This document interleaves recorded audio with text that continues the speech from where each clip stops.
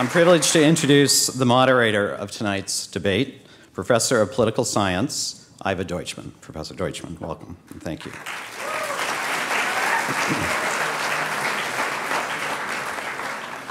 Both campaigns have agreed to follow the decorum requested of HWS votes, and that is to follow the protocols of the past presidential and vice presidential debates. And that is, we ask the audience, you've heard it all, to withhold your applause throughout the debate so we can maximize the time for questions and answers, with the exception of right now, when we welcome Congressman Tom Reed and Tompkins County Legislator Nate Shinagawa.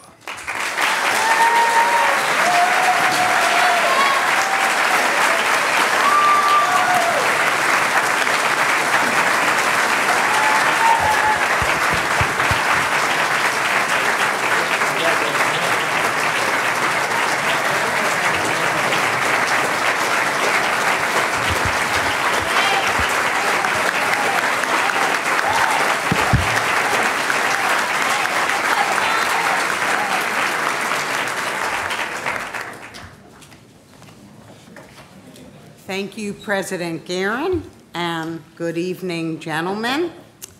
I am joined at this table by two students from the colleges, David Luna, who Mark mentioned, he's a junior from New York City, and Jacqueline Paolino, who is a junior from Providence, Rhode Island. And David and Jackie will be our official timekeepers for this evening. The questions for tonight's debate have been submitted by students and faculty from Hobart and William Smith and selected from a bipartisan panel and approved by me. And you, candidates, have been provided with a list of the broad topics to be covered, but have not received the questions in advance.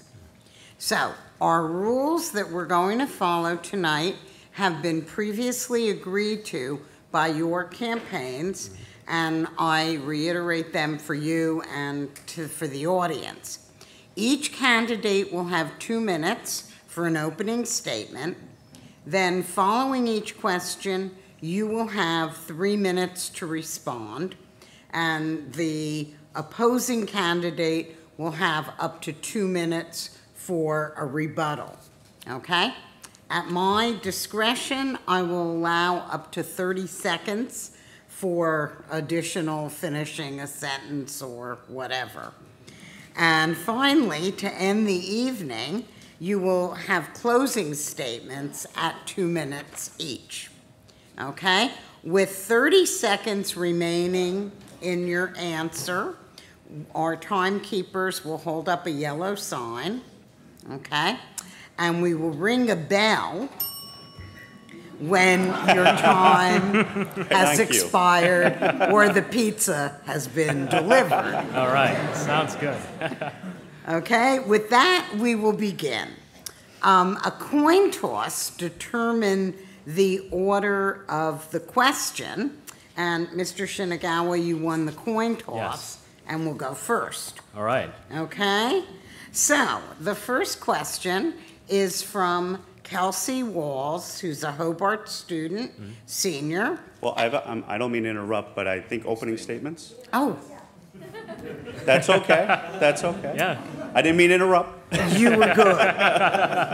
Okay. All right. Opening statements. Well, I'd like to begin by thanking you all for being here today. I'd like to thank David Luna for organizing this event. Let's give him a round of applause. Thank you, David. And also thank Professor Deutschmann for moderating. And I'd also like to thank the Facilities Department of Hobart and William Smith Colleges because they found a podium that makes President Guerin and I look pretty tall. So thank you. Now, whoever becomes President of the United States is going to have to work with a Congress that's going to be focused on actually pushing through a jobs agenda to actually turn around this economy and get things done again. And tonight you're going to hear my opponent call me something like a tax and spend liberal. And that is not my record at all. I am actually, in 2008, I was the budget chairman of Tompkins County, where I found a bipartisan way for us to get things done, work together, and actually pass a budget that was on time and reduce taxes by 13.7%. In addition to that, I'm a hospital administrator, and I have over 200 employees, a budget of about $10 million. And whenever I do my budgets, I always find ways to take a balanced approach, one that looks at making things more efficient, cutting costs, but at the same time ways to find revenues so that we can invest in our future. And I want to have that same approach in Washington. You know, let me tell you, my family, my grandfather served in both the Korean and Vietnam Wars. And when he returned to the United States after those wars, he was able to get a job in manufacturing. And that job was able to pay the bills and provide opportunities for our young people. Unfortunately, today, we look at this economy and we see that Congressman Reed, instead of wanting to help out the middle class, he proposes policies that would privatize Social Security, actually incentivize jobs going overseas. And I don't think that it's the right course of action for our future. And I think that we need to invest in our middle class and actually help out our senior citizens and actually push this economy towards actually being more fair for all. Thank you. Congressman. Well, thank you very much, Iva. Thank you to each and every one of you for coming out tonight to participate in this great conversation that we will have over the next hour. I would like to thank Hobart and William Smith Colleges for hosting us and putting this together. I would also like to recognize my wife, Jean, and my son, Will, who are sitting in the front row. We're right there. But my daughter is not able to attend tonight because she's cheerleading. And they're in the sectional playoffs at Corning and Elmira playing as we speak. But tonight, we're going to have a great conversation about the future of America. And rather than engage in petty politics, name-calling, pointing out different things about each other, what I'm really going to try to focus on is what is the vision of America moving forward. And that vision needs to include a strong and vibrant private sector. We need to get people back to work. Bottom line. This campaign, this election cycle is about jobs. And it's about jobs that I believe need to be championed in the private sector. There will be a contrast. There will be a difference between myself and my opponent. I believe my opponent will advocate for bigger government, for more spending, and for a strong public sector to lead us out of this economic turmoil. I believe differently. I believe in individuals. I believe in the private sector.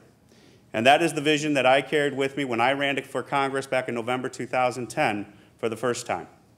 When I went to Congress, I was so concerned about that national debt, that $16 trillion that is growing at the rate of $1.1 trillion every year. That's $55,000 for every man, woman, and child in America. We can do better. We need to do better. Because if we don't tackle that debt, if we don't get people working, if we don't grow this economy, then we're never going to get out of this hole, and we're never going to have that prosperous America that we can hand off to our children and make sure that they have an opportunity to succeed, as many of us have. Thank you. Thank you. Our first question is from Kelsey Walls, who's a Hobart senior, and it goes to Congressman Reed. And the question is, the Finger Lakes contain some of the cleanest drinking water in the country. If you are elected, what will you do to protect this important resource? Well, thank you very much for the question. Let me just say, I live in a house my grandpa built in 1922 in Corning, New York. We have been in this area all of our lives. We have the family cottage now that my grandpa bought on Cuca Lake back in 1944. It's the same cottage that I grew up on. It's the same lake that my son swims in, the same lake that he fishes for rock bass and sunfish off the end of our dock, just like I did when I was a kid as he sits there with Tootsie, our chocolate lab. And I'll tell you, we're not going to do anything to hurt this area.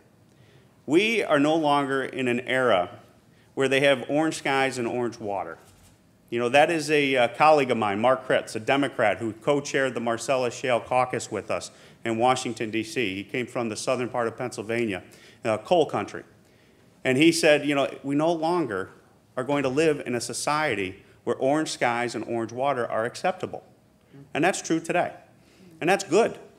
So I believe in strong environmental oversight, but I truly do believe in allowing the local governments, the state governments, because I do believe that the governments closest to the people are the ones that govern best, and that a one-size-fits-all policy out of Washington, D.C. is not the best policy for us here in upstate New York. We need to give the flexibility.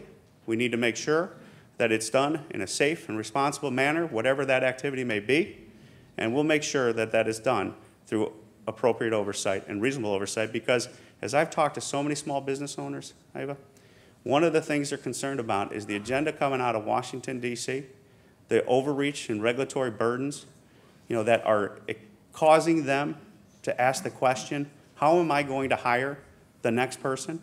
And when this is about jobs, we need to make sure that we're championing the private sector, that we're taking that burden off the backs of those small business innovators, entrepreneurs, and allow them to hire the jobs of today and tomorrow. Excellent. Thank you very much. Mr. Shinagawa? Yes, thank you, Professor. Now, Ralph Waldo Emerson once said that you need to go put your creed into your deed. And the congressman says that he supports actually clean air and clean water. However, the congressman has voted against regulating fracking in the Finger Lakes, against regulating in the Great Lakes as well. He won't even support a bill like the Frack Act, which would actually allow fracking to be regulated by the EPA and actually force these companies to disclose the chemicals they use in this process. What I believe is that we need to have a policy where we will make sure that fracking, at least at the federal level, is regulated fully under the EPA, and that we do not allow fracking to come into New York State and places like the Finger Lakes. Now, the issue of fracking, though, is not an environmental issue. It's a jobs issue. And the problem with fracking is that it creates short-term jobs that will not be there for the long run. And we've looked at places like Wyoming or Texas or Oklahoma, and you see a boom and a bust cycle. All you have to do is look at these 1,200 jobs that the congressman will probably be talking about, and look at where those jobs are from. The sand companies, the drilling specialists, the drilling fluid specialists. These are jobs that are only going to last for a few years, and what will be left is us, as the taxpayers, footing the cost for this. That is not the right future. What we need to do is invest in what we're good at here in New York State and here in the Southern Tier. Actually invest in our manufacturing, build things here in America again, and actually focus on renewable energy technology. What we've got to look at is our agriculture industry. Pass things like the Farm Bill that the congressman has actually let lapse in the House of Representatives. And that we also promote our tourism industry here, which has turned around the economies of the Finger Lakes. And by the way, if we bring fracking here, we put a direct threat into both the agriculture and tourism industries here in New York State, and that is not something that we should allow. Thank you. Thank you. Mr. Shinagawa, we're going to stay with you for this next question. Submitted by Hobart student Andrew Mason from the class of 2014. And he would like to know what your thoughts are on Mr. Obama's policies in the Middle East, particularly in regards to Libya and Syria. And he asks, do you feel the situation as a whole is more settled now, or any more settled now than it was 4 years ago? Yes, Professor Deutschman, this is a very serious issue, what we do with our policies in the Middle East. And I think that it's very hard to talk about it in 3 minutes. But what we can do is I will start by talking about Libya and then Syria, and also places like Iran. Now with Libya, I think that is an example of how we can actually intervene in a conflict to actually help citizens and overthrow a dictatorship. Unfortunately, the congressman voted against actually us taking that action in Libya. Now with Syria, I believe that we need to stop the Assad regime any way that we can, and that means especially, any way that we can without the use of force, right? And that especially means that we need to actually talk to Russia and China and say that they cannot continue their relationship with the Assad regime because they're killing their own citizens. We also need to look at the opposition and say, who in the opposition can we actually work with? And I'm not convinced that giving heavy weaponry to some of the opposition is a good idea, because there's no guarantee they won't use that against us in the future. Now with Iran, I support the president's efforts of having some of the strictest sanctions in the world. And that has actually put pressure on the Iranian regime there. In fact, actually, when the president of Iran was in New York City, His staff was actually spotted buying shampoo at convenience stores in bulk numbers because their economy has been completely changed by these sanctions. There is economic pressure being put on the regime, and I think then we'll actually get them to realize that a nuclear program is not part of their future. Thank you. Thank you. Congressman. Yeah, and it's always Tom, Nate. You can always call me Tom. Yes. Not a problem. There's a real problem here. Mr. Shinagawa is correct. You can call me Nate as well. Okay. See, I waited for you to let me to do that. Now I'll call you Nate from on. Now I feel more comfortable. Thank you. What Nate has pointed out is something that is very important. And this is why we voted, that's why I voted against our involvement in Libya. Because what I saw when the president made that decision was there was no clear policy as to why that decision was made. Where was the consistency? Where was the reason behind us going into Libya? And what I heard was that there was millions or thousands of citizens at risk, citizens of Libya being killed, there was genocide, there were evil things occurring within Libya. Now fast forward, Syria. You got 30,000 Syrians dead. And what do you think it is on the grounds of Syria that they're saying to each other? Where's America? They went in Libya. Thousands of the Libyans died, but they're not coming here to protect us. What kind of message does that project around the world? And what we need most in our foreign policy is consistency. We need consistency, and when we make a decision to engage our men and women or use our equipment, use our resources, be them financial or be them weapons, that we do it in a consistent manner. And that when we deal with our allies and our friends around the world, they know where America stands. And also, when it comes to Iran and others, we need to send a signal of strength. Because I will tell you, we have been briefed many a times. We met with Sharon Peres. I met with Benjamin Netanyahu. And I will tell you, on the ground, they are concerned. And they are telling me, and they are telling many others, that what the projection coming out of America now is inconsistency and weakness.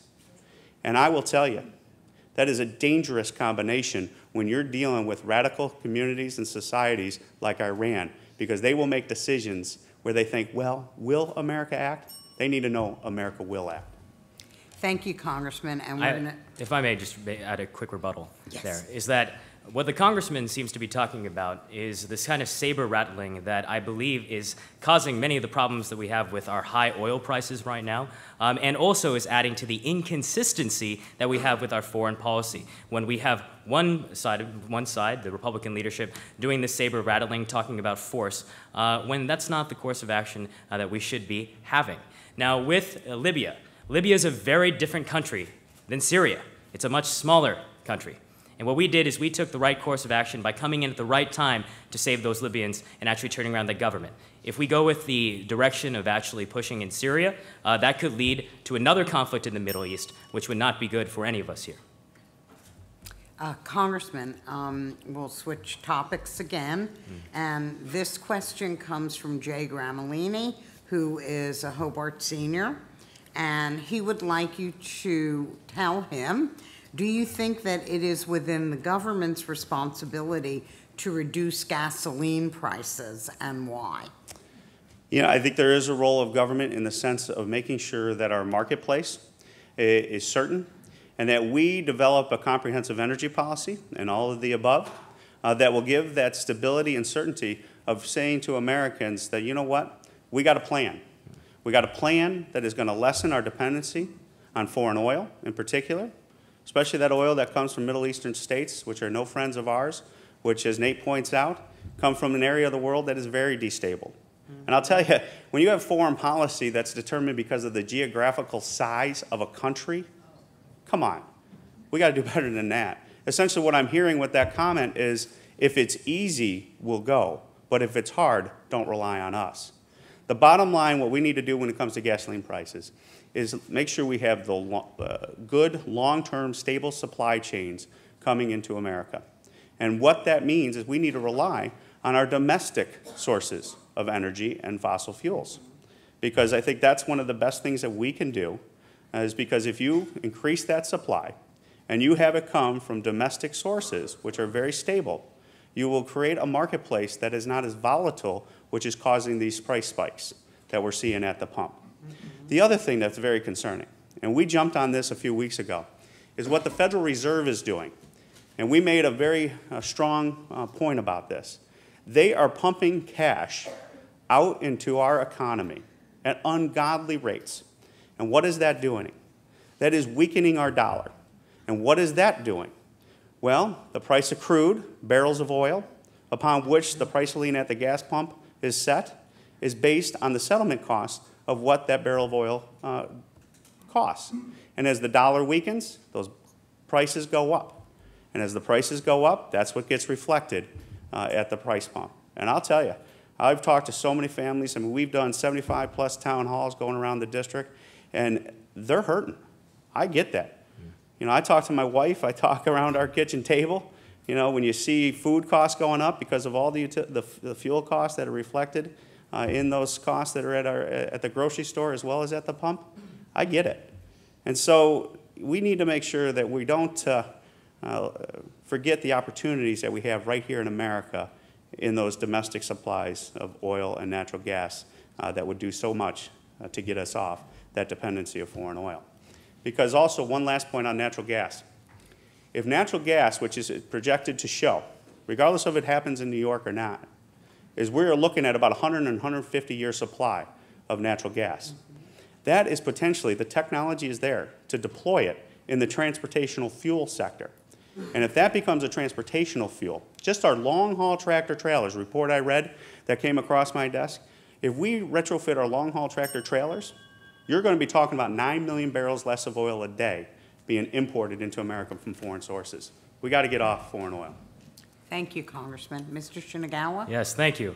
Well, obviously, I believe that reducing gas prices is a part of what the federal government should be involved in doing. Now, when it comes to gas prices, I'm very familiar with this issue because I've put over 50,000 miles on our campaign car going across this very big district. And now, but I've got to say, though, that the congressman, if he truly cared about gas prices in this country, he would have actually signed on to a bill that would have said that any of the energy that we extract from natural gas or oil here in the United States, especially used with federally leased land, that we would actually keep that for actual domestic use. Unfortunately, the congressman has decided to put that out into the world markets. The congressman is also in the issue of natural gas, trying to actually make it so that we can liquefy it and also sell it around the world, which is not going to help our domestic energy crisis. All it will do is make the corporations, the oil and gas companies that already give him over $70,000 a year, it will only make them more profitable.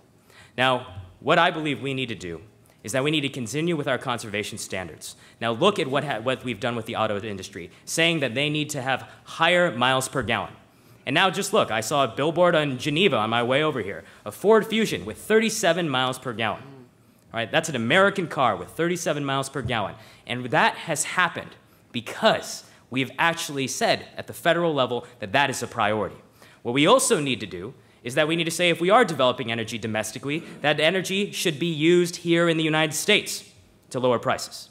And then finally, what we need to do is we need to look at our renewable energy sector. Because all of these, whether it's oil or gas, these are all short-term ideas. And that's the problem in Washington right now, is that we have plenty of short-term ideas. But what about the long-term ideas that are going to turn around this economy? And one of those long-term ideas is investing in renewable energy, wind, solar, and biomass, which is, by the way, a growth sector, which will create jobs at a very high rate that we can do right here in the Southern Tier and Finger Lakes of New York. Great, thank you very much. Mr. Shinagawa, we're going to stay with you for a question from William Smith Sr., Marta Petrovich, and she says, Seneca Lake is one of the best attractions this area has. Waste disposal and the possibility of fracking threaten the lake both ecologically and economically. How will you protect the lake? Absolutely. Now, I've got to say that my personal issue with the Finger Lakes actually comes from my work with State Assemblywoman Barbara Lifton. Now, there was a truck traffic regulations a number of years ago to help protect communities that were being affected by the high number of trash trucks that were coming from New York City to go to the Seneca Meadows landfill. And those trash trucks could have used the thruway, for example, instead of going through our communities. Now, that was for just trash trucks. That came at a very frequent, but not terribly infrequent rate compared to what would happen if we industrialized the Finger Lakes by allowing natural gas to come into this area. And so I believe that, you know, in terms of preserving the Finger Lakes, one of the key things that we could do is say that we will not allow in the Finger Lakes fracking to come to this area, because it will devastate the agriculture and tourism industries which have turned these economies around. Mm-hmm. Now, also for the lakes, I've at the local level have worked to fight invasive species that are affecting the lakes. And now I'm going to talk about a plant called hydrilla. It is not related to Godzilla, but it is a plant that is very devastating. It grows at a very high rate, and it has the chance of actually stopping all the waterways, the marinas, the docks, clogging up all these engines with these plants. It would actually mean the end of a lot of the boating tourism that we have in the Finger Lakes region. We've got to fight that invasive species, but we've also got to fight and make sure it doesn't go out to the Great Lakes, where it would have an even greater impact. The problem right now is that at the local level, we're the ones that are forced to deal with the problem. And we're spending millions of dollars at the property tax level in order to fight this invasive species. I believe that there is a federal role in helping out these communities so that we don't have to have that shift to property taxes. Thank you very much. Congressman? Well, I will say that the position you just outlined, Nate, is completely just telling the crowd what they want to hear. Because it's their own communities. Because, yeah. Ladies and gentlemen, let us just be careful. Let's just be careful. Because it is elected officials like Mr. Shinagawa that are just going to stand in front of crowds and tell them exactly what they feel. His position on hydrofracking is hell, never, never in my backyard. You got up in the primary and you said 1,000 times, we're never going to have it. Well, this is why my position, I think, makes sense. The government closest to the people governs best. Let's let local governments, let's let the states. We've supported, we are not opposed in the final regulations coming out from New York State, exempting out the Finger Lakes watershed. Seems to make sense to me. Because you know why? Because when you really study the issue, we have to look at the unique characteristics of the Finger Lakes. And the thing that causes me concern most about the Finger Lakes is that what we have is a potential disruption of the tourism industry and our local activities with the traffic that's coming through the Finger Lakes. That is something that could be best regulated on the state level. So why not just take a reasonable approach, like we take, and say, you know what, we don't need duplicate oversight. We don't need multiple layers of federal government, state government, local government. Let the local and state governments make those decisions that are within their parameters and say, let's exempt the Finger Lakes out. That makes sense to me. And that way you have the ability to develop natural gas across the country. And you know what? The ironic thing is, this is something I agree with President Obama on. President Obama supports natural gas development. He sees the opportunity that's associated with it, not only the jobs that is associated with getting the gas out of the ground, but you're missing the point, Nate. Long term, natural gas represents a source of power for our manufacturers that are result in low-cost utility rates that allow them to make the investments. So when they're choosing between building a plant on the world economy in China or Malaysia or India or Laos, where they're looking now, they can say, you know what, those cheap utility rates allow me to be competitive on the world market by making those investments here in America. And that's what we have to do. Rather than putting up protectionism and protective walls at our border, what we need to do is make a strong, private sector, competitive American market. And you do that by tackling this debt. You do that by reducing the burdensome on our small businesses when it comes to the regulations coming out of Washington. You do that with comprehensive tax reform to make our code competitive on the world stage.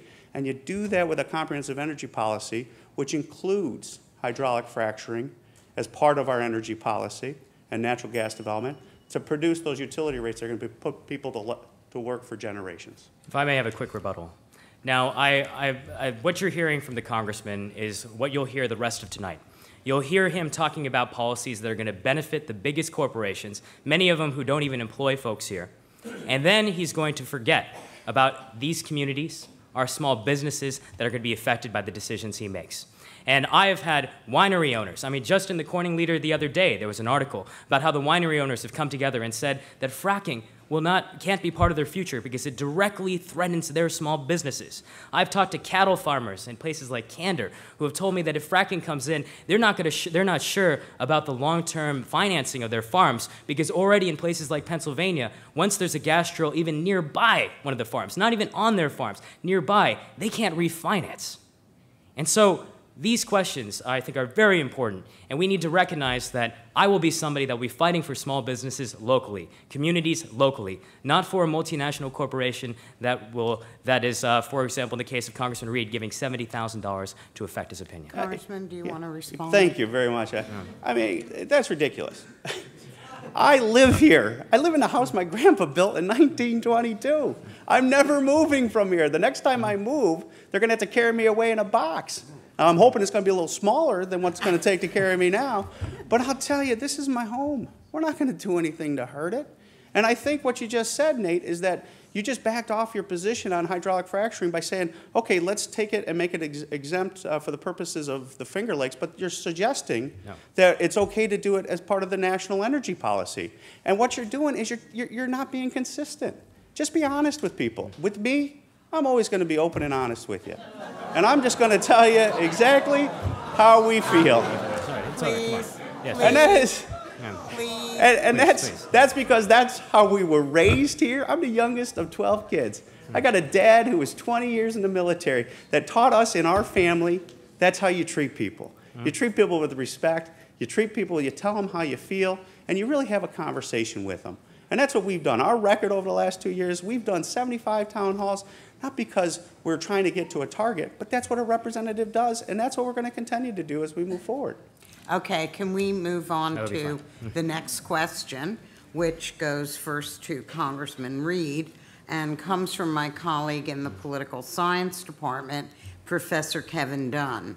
And he says, Geneva's economic revitalization has been led by grassroots entrepreneurs. What specific policies would you champion to further sustainable development here and elsewhere in the Finger Lakes region? I would support those policies, those 4 points that I articulated, and that we have made part of our mission as we go on to Washington, D.C. And that's to create a competitive private sector in America again. You got to tackle this debt because it's causing so much uncertainty. The $16 trillion, and it's all because of a spending problem in Washington, D.C. We need to get it under control. Second point, we have to take care of these regulations that are coming out of Washington, D.C.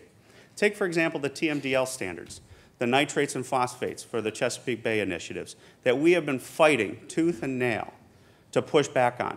Now, my opponent, Mr. Shinagawa, Nate, has supported those TMDL standards. He voted for that in the Tompkins County Legislature. What's that going to do? That's going to destroy our farmers. That is going to destroy our municipalities' wastewater treatment facilities and have to enforce them to come up with the cash to retrofit those facilities. That's going to cost millions. Those are taxpayer dollars. So that's a burden on that small business up here in Geneva that they're going to have to pick up in order to comply with these TMDL standards that they can't even measure. They make no sense. You know, we're all for clean water. But you got to have a reasonable standard when it comes to these things, and that's what we believe in, and that's what we've been deploying for 2 years and in our entire life as we go forward. And the next point is we have to make sure that our tax code is reformed. We need comprehensive tax reform. Because I have talked to so many people right up here in Geneva as we've gone on the campaign trail, and I'll tell you, Nate, you put 50,000 miles on the car. We put 75,000 on the last time, and we got the same Buick. And boy, I'll tell you, she's really wounded because she barely got here tonight. But the bottom line is that what we need to do is we got to reform that tax code because these guys are telling me as we go out and talk, I don't even know what my tax bill is going to be next year. The rates are expiring at the end of the year with this fiscal cliff. You know, that uncertainty has to end. And that's why we've been a strong proponent of comprehensive tax reform, so people understand what the rules are. And one of the key things that I bring to the table when we go through comprehensive tax reform, and my colleagues on the Ways and Means Committee know this, is that I want to stand for permanency. No more 10-year tax codes, no more 2-year tax codes. We need permanent tax policy that makes sense. We need to simplify the code and bring certainty to the marketplace. And the last point is that comprehensive energy policy that will lead to direct jobs related with getting that resource out of the ground, but also the long-term power that that represents, both in our area and across the country. That changes the dynamic. That creates a vibrant private sector upon which jobs can be grown in the manufacturing sector in particular for generations to come. Thank you. Mr. Shinagawa. Now, Professor Deutschman, the question was specifically about sustainable quality jobs here in Geneva and in other communities in the Finger Lakes, correct? Yes.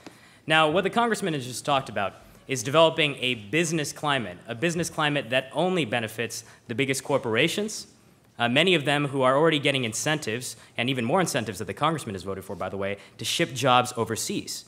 What we need is, instead of having somebody that's going to be fighting for a climate for big business, we need a champion of small business and local communities right now.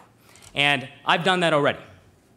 I am a member of the Industrial Development Agency of Tompkins County and the Community Development Corporation of Tompkins County. And we've helped to bring in over $56 million of new investment into the local economy. And how do we do that? Well, we offer things like low-interest financing to help out our small businesses. When they needed a little help with actually expanding their businesses, we gave them some of the guarantees that they needed so that they could get a loan. All right? We made sure that there were standards so that they were paying good wages for folks.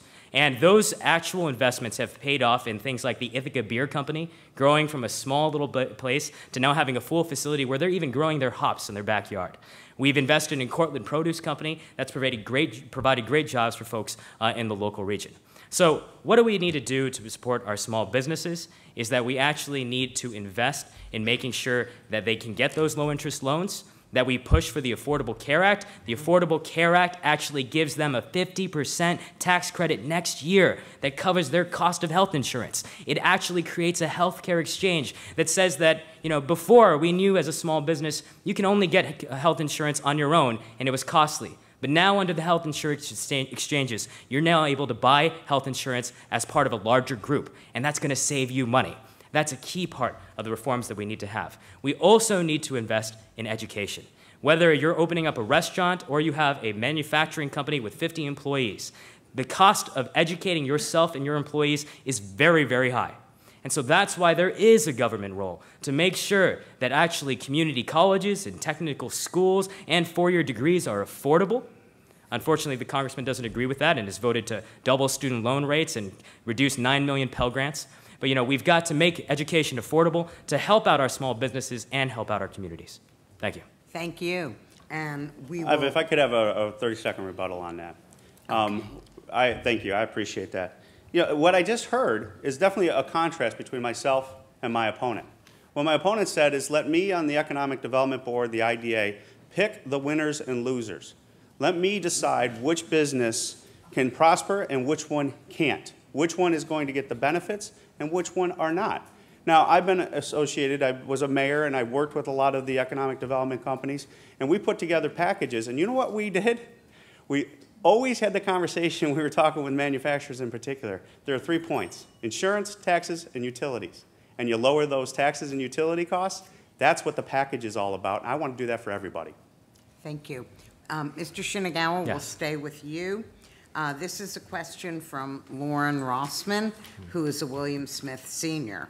And she says, why do you think Congress's approval rating is at a historic low?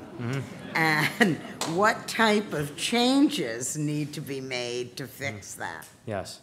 Well, I think that Congress's approval rating is so low because they haven't been able to get much done to turn around this economy and actually make it so that we have jobs in America again.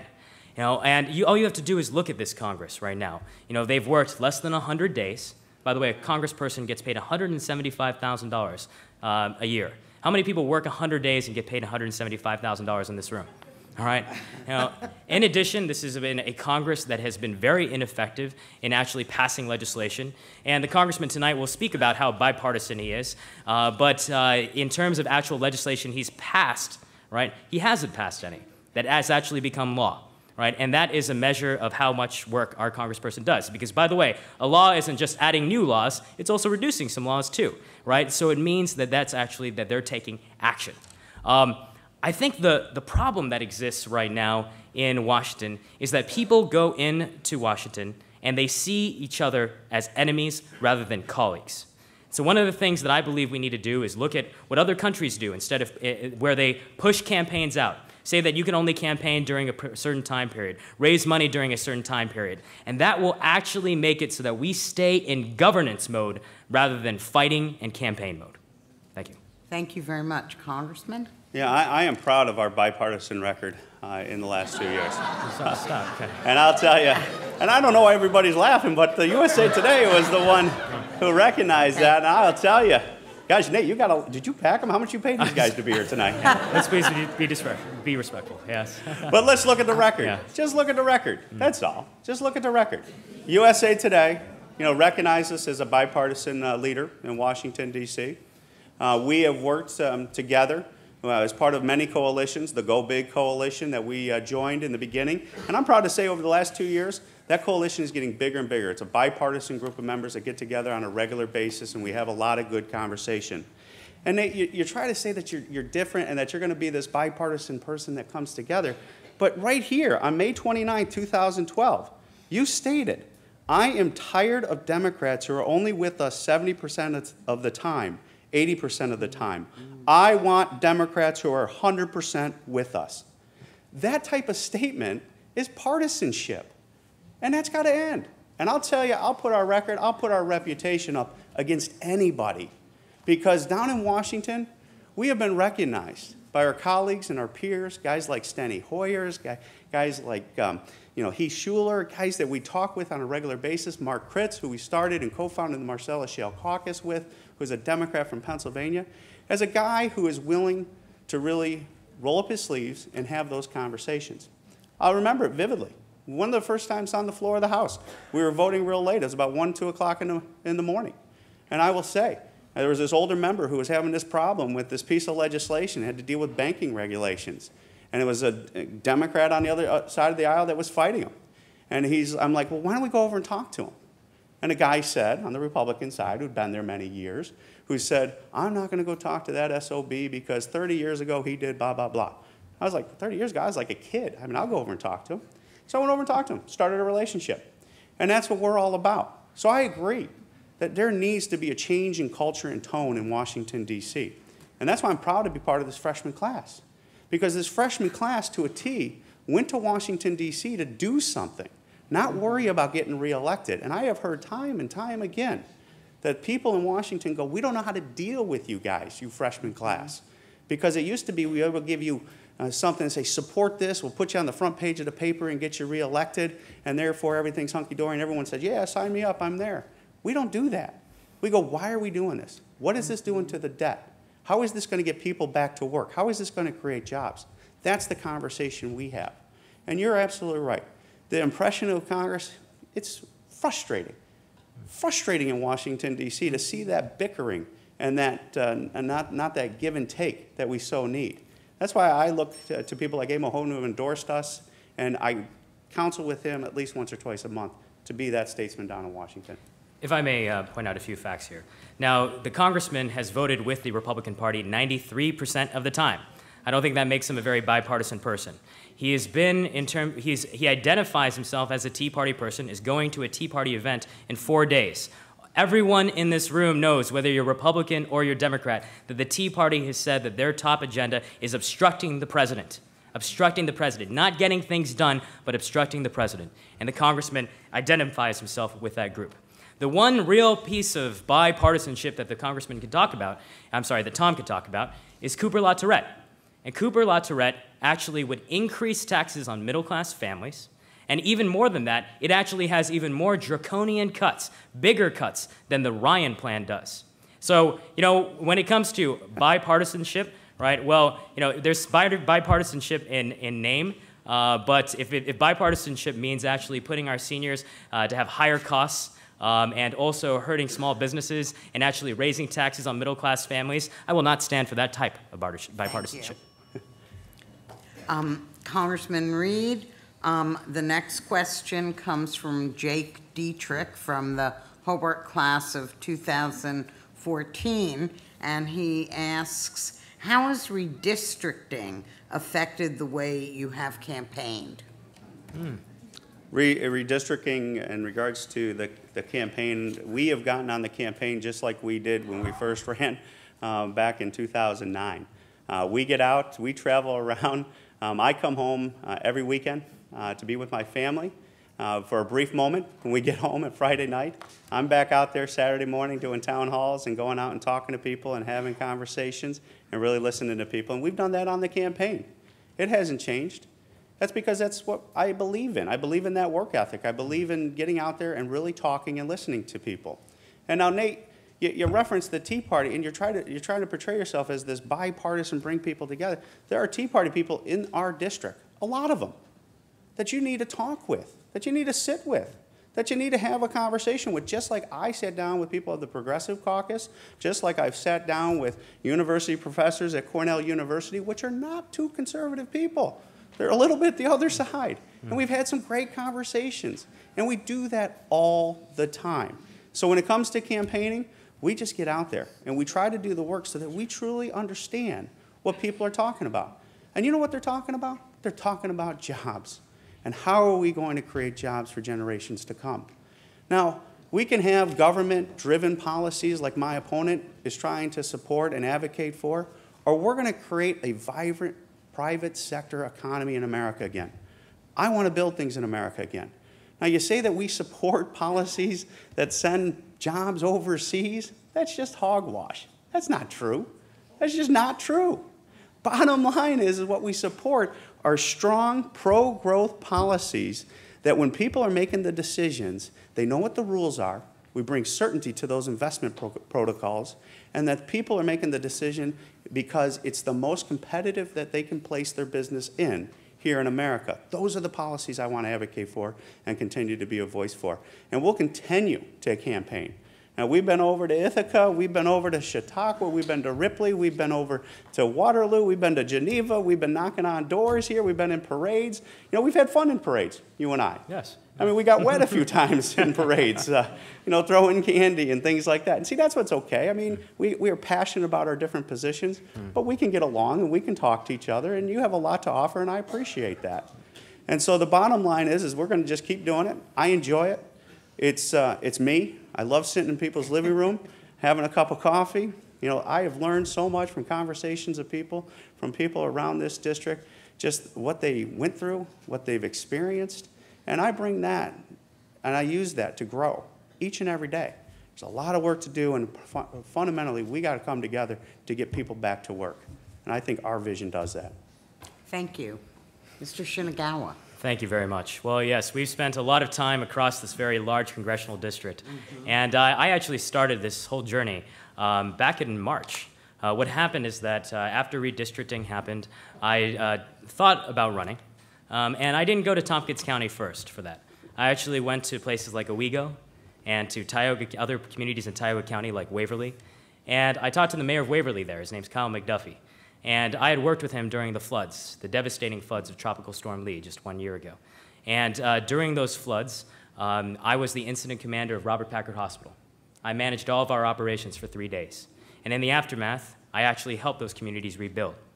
Unfortunately, the congressman at that time wanted to play partisan politics and said that he wouldn't support more FEMA funding unless there was an offset somewhere else in the federal budget.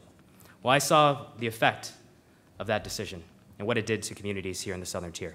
And so I talked to Kyle McDuffie and I said, will you give me your support? And he said, Nate, I don't know you much as a politician, but I know you as the guy that I've worked with at Guthrie and also as a mayor here in Waverly after your help in the floods, so I'll support you.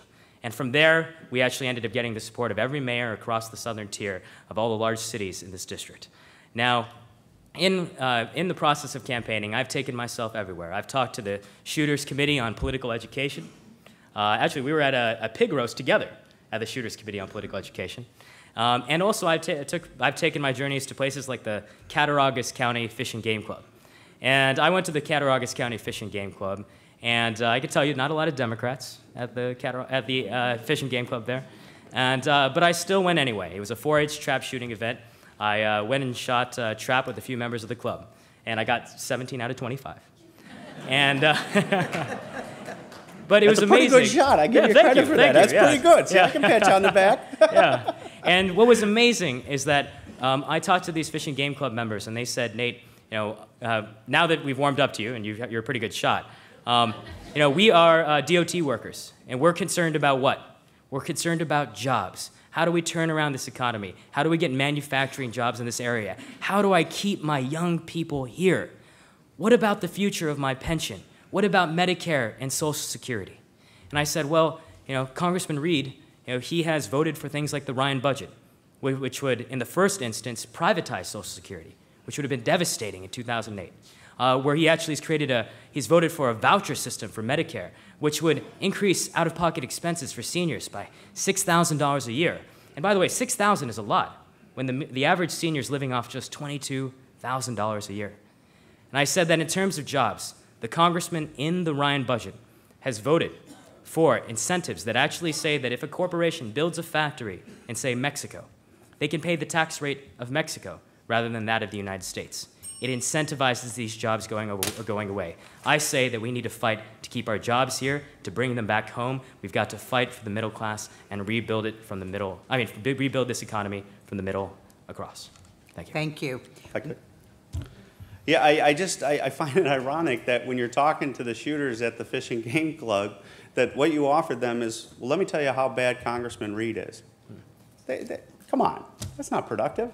You should be talking about how are we going to grow this economy? Where are we going to make these infrastructure? If they're road workers, where are we going to make up that differential from the gasoline tax that's only producing $37 billion of revenue to try to cover a $100 billion infrastructure problem in America? Where are we going to come up with creative new revenue lines to do that? Where are we going to take care of those revenue shortages? Very quickly, one sentence. We are really running out of time, gentlemen. Thank you.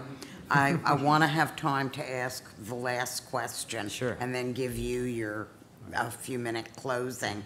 The last question comes from Hobart Senior Will Holstrom, and he asks, what is one issue on which you would break with your party and why? And we'll start with you, Mr. Shinagawa. Yes, thank you very much.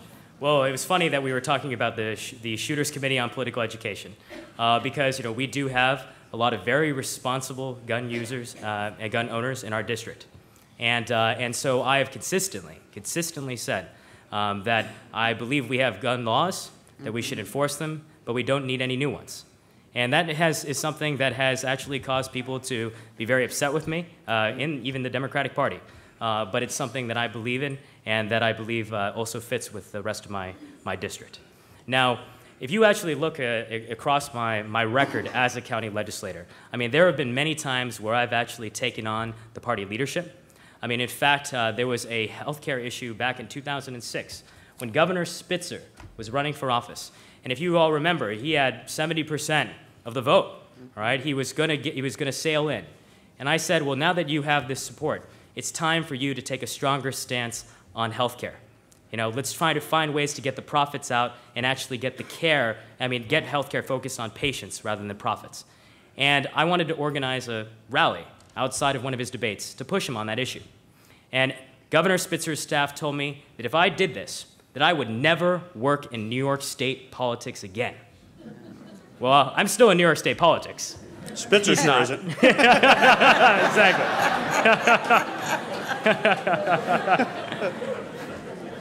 And that's the attitude, you know, is that I have taken this approach that even when I have to take on my party leadership, I'll do what's right. And I think that type of leadership is what we need in Washington.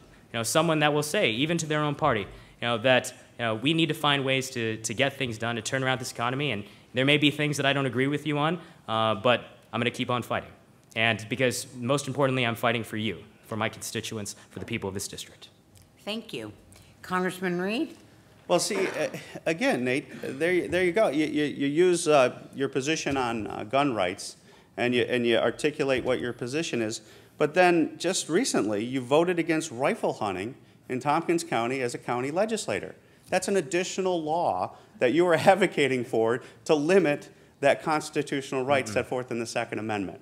So let's just be consistent. Let's just tell people how you feel. Where do we differ? I'll tell you. Where we differ is we are strong advocates of the STEM programs. That's the science, technology, engineering, mathematics programs, and education. I believe that is a critical piece to our future. Our party doesn't seem to want to embrace it as much, and I firmly believe that we need to embrace it wholeheartedly, because as I talk to small business owners and manufacturers in particular at those fab shops, those machine shops, they're losing that skill set that is going to allow us to have that manufacturing renaissance and rebirth in America again. And they need the science, those engineers, that mathematic base in order to have a workforce that they can tap into to put people back to work. You know, also, Cooper La Tourette is probably the example where we broke. There was 38 of us that put our name up on the wall. And I'll tell you, Cooper La Tourette, have you read, I don't know if you read it, but everything you say about it is just not true. And I'll tell you, when we passed Cooper La Tourette, there were a lot of people, because essentially Cooper La Tourette is Simpson Bowles. It's the president's own joint debt fiscal reduction commission put into a budgetary format, essentially. And when we were going through that process during that budget debate, I had a few hundred members of the House say, we're with you. I'm so glad we're stepping up. I'm so glad we're trying to move the needle to really try to bring the groups together. At least we can have a starting point in the House that we can bring to the Senate, and hopefully the Senate will pass a budget they haven't passed in 4 years. And then we can have a true dialogue and debate between the two chambers and then come up with something to solve these problems. And I'll tell you, it was kind of frustrating. No, it wasn't kind of, it was frustrating.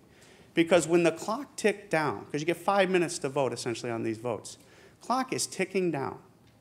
All of a sudden, all the rats started to leave the ship, and 38 of us stayed firm. And we did that because we wanted to send a message. If there's any serious person in Washington, D.C. that wants to deal with the serious problem of our national debt crisis, our jobs crisis, our fiscal crisis, our currency crisis that is potentially coming down the pipeline in the next 12 to 24 months, I'm all ears. And let's have a conversation, and let's make the hard decisions. Now, I can tell you, there were a lot of folks in our party that looked at me and said, what are you doing? And I said, look, it's time. It's time. Enough is enough. We need to move the needle and move to solutions for Americans. Now, Thank you very much. We just have time for closing statements, and I'm going to start with Congressman Reed, and you each have 2-minute closer. Actually, I think according to the coin flip, it was the other way around. Oh, okay. sorry. All right. That's okay. See, I will give you an A. Yes. Well, it's an honor to be here with all of you today. And, you know, I think that what you're hearing today are two very different visions for America. The congressman supports budgets like Cooper La Tourette that have huge amounts of cuts to Medicare, which ends our guarantee for Medicare. He's also then voted twice for the Ryan budget that does that as well. He's voted for jobs to be shipped overseas. He's voted even to double student loan rates and reduce Pell Grants for 9 million students here in the country. That is not the America that I believe in. I believe that he's voted for a very anti-middle class agenda. What I would like to see us is do the following. Work on jobs. When it comes to jobs, we have to end these deductions that corporations can get overseas, for going overseas. That's something that the Democrats tried to do and Congressman Reed voted against, right? But we need to end those deductions. We need to bring incentives to bring jobs home. We've got to look at our trade agreements and say, these free trade agreements aren't helping us. We need fair trade agreements so Americans are playing on a level playing field, because when we play on a level playing field, we win. What we need to do is also invest in new technology. And we can actually invest in that and actually make it happen here, because we already are at places like Corning Incorporated and Cornell University, where we've actually invested in the renewable energy technologies of the future. We should not only research and develop it here, we should build it here. And I believe incentives that will actually make that happen. When it comes to security, we absolutely need to make sure that the Medicare guarantee is there for our seniors, that we're not going to tinker with it, as the congressman has proposed to do on multiple occasions, but what we will actually do is protect the Medicare program, protect Social Security for the long run. We've got to deal with our spending problem in Washington, no doubt. And that's why I believe that when it comes to things like the military budget, for example, we need to get out of Afghanistan. We have to ask for accountability in the Pentagon budget. What we actually have to say is that there are bases overseas that we don't need anymore, that are remnants of the Cold War. And we can close those bases down and save us billions of dollars. There are other proposals like that that we need to put on the table. And finally, we need to actually ask the wealthiest Americans in this country to pay their fair share in taxes. Because if we do, I'm sorry, and if we do, we can invest in education and infrastructure and actually have the money to pay down our debt and deficit and turn around this economy. Thank you so much. Thank you. Congressman Reed. Well, thank you, Nate, for the opportunity to have this conversation with you tonight. Thank you to our host and to our timekeepers. Great job. And thank you to my family for being here tonight. I think you heard tonight two different versions and visions of where we need to go for the future of America. I firmly believe in the private sector. Now, there's been an attempt tonight to try to label us as somebody who doesn't stand with the middle class. Well, let me tell you something, ladies and gentlemen. You know, I'm the youngest of 12 kids. My father died when I was 2. I met my mother raised 6 of us that were left on a military death benefit check and a Social Security check. We didn't have any silver spoons around our breakfast table. And what we did is we followed the advice of my mother and my father in making sure that we all got an education. I got the law degree. I have a sister who got a cosmetology degree, and we got degrees all the way in between. And I'll tell you, that is something that is critical. Education, I think we wholeheartedly agree. Education is the key to success moving forward. And what I'll say is, in order to strengthen America for generations, we can no longer have these government-driven policies out of Washington, D.C. What we need is a strong and vibrant private sector-based economy again, where individuals are not guaranteed success by government, but simply that government provides the opportunity for everyone to succeed on his or her own merit. Now, I'll tell you, it's a populist statement to say that the rich need to pay their fair share and we got to tax more. President Obama, top 2%, that's $70 billion of additional revenue that we're talking about. You got a $1.1 trillion deficit every year. So if we're going to be honest about the situation, one thing that we would say is that we got to look at this problem long term, and we got to look at it by getting together and coming up with solutions. Thank you. Thank you. Thank you both very much, gentlemen, for coming. Thank you, audience, for being respectful, and have a nice evening. Thank you so much. Thank you. You want to play for pictures with them? Sure.